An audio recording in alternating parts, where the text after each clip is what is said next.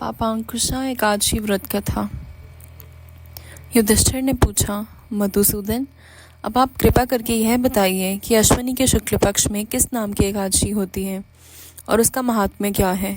भगवान श्री कृष्ण बोले, राजन, अश्विनी के शुक्ल पक्ष में जो एकादशी होती है वह पापांकुशा के नाम से विख्यात है। यह सब पापों को हरने वाली, स्वर्ग और मोक्ष प्रदान करने वाली, शरीर को निरोग बनाने वाली तथा सुंदर स्त्री, धन तथा मित्र देने वाली है। यदि अन्य कार्य के प्रसंग से भी मनुष्य इस एकमात्र एकादशी को उपवास कर ले तो उसे कभी यम यातना नहीं प्राप्त होती। राजन, एकादशी के दिन उपवास और रात्रि में जागरण करने वाले मनुष्य अनायास की दिव्य रूपधारी, चतुर्भुज, गरुड़ की ध्वजा से युक्त, हार से सुशोभित और पीताम्बरधारी होकर भगवान विष्णु के धाम को जाते हैं। राजेंद्र, ऐसे पुरुष मातृपक्ष के 10, पितृपक्ष के 10 तथा पत्नी के पक्ष की भी 10 पीढ़ियों को उद्धार करते हैं।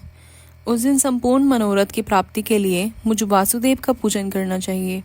जितेंद्रिय मुनि चिरकाल तक कठोर तपस्या करके जिस फल को प्राप्त करता है वह फल उस दिन भगवान गरुड़ ध्वज को प्रणाम करने से ही मिल जाता है। जो पुरुष सुवर्ण, तिल, भूमि, गौ, अन्न, जल, जूते और छाते का दान करता है वह कभी यमराज को नहीं देखता।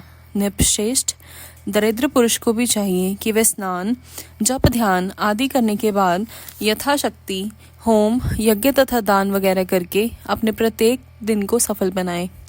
जो होम, स्नान, जप, ध्यान और यज्ञ आदि पुण्य कर्म करने वाले हैं उन्हें भयंकर यम यातना नहीं देखनी पड़ती। लोक में जो मानव दीर्घायु, धनाढ़, कुलीन और निरोग दिखाई देते हैं वे पहले के पुण्यात्मा हैं। पुण्यकर्ता पुरुष ऐसे ही दिखाई जाते हैं। इस विषय में अधिक कहने से क्या लाभ। मनुष्य पाप से दुर्गति में पड़ते हैं और धर्म से स्वर्ग में जाते हैं। राजन, तुमने मुझसे जो कुछ पूछा था उसके अनुसार पापांकुशा एकादशी का महत्व मैंने वर्णन किया।